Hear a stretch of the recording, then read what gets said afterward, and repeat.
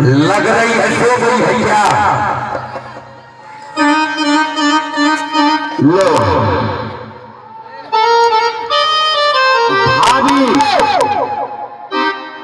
यह सारी किसी को नहीं देना।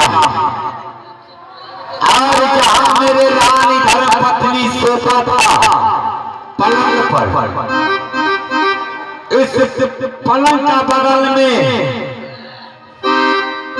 उसी का पिताजी दिया था दुरावन में, जिसका नाम है अंगवा। उसी धरेन पे जाकर के रख देना और किसी को सारी नहीं दान करता। जाओ और मैं कहीं से शिकार खेल करके जाऊंगा मैं अपने घर, और पलंग पर जाकर के सोऊंगा। अगर इस सारी पर नजर पड़ेगा तो मैं समझूंगा जो मेरा धर्मपत्नी घर है। इसी कारण से मैं सारी खींची।